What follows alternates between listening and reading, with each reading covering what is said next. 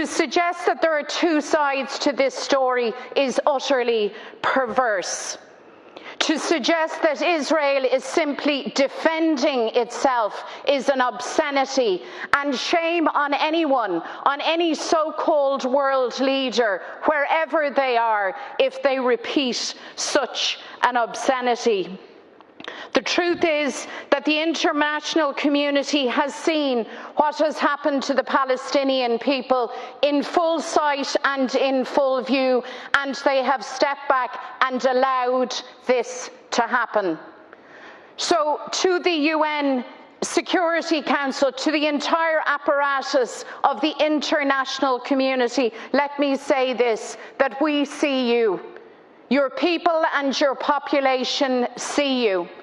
And whereas the great and the good of the international community may find it acceptable to step back and make an argument of the one hand this and on the other hand that, and meanwhile Palestinian refugee children die, make no mistake that that is not an acceptable position to the people of the world. I feel confident that global citizens are appalled and repulsed and enraged, quite frankly, that here we are again and Palestine suffers. So yes, we need a cessation, and that needs to happen immediately. And yes, we need a full-scale humanitarian effort.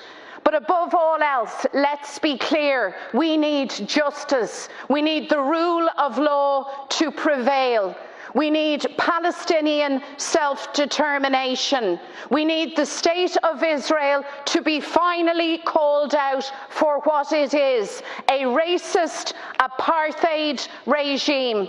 And we in Ireland, perhaps more than any other people, have a special obligation to act on all of this, because we know the colonial experience, the experience of dispossession and division. We know what it is to be left destitute. So we have no excuse not to act. So Minister Coveney and your government, when will we recognise the state of Palestine?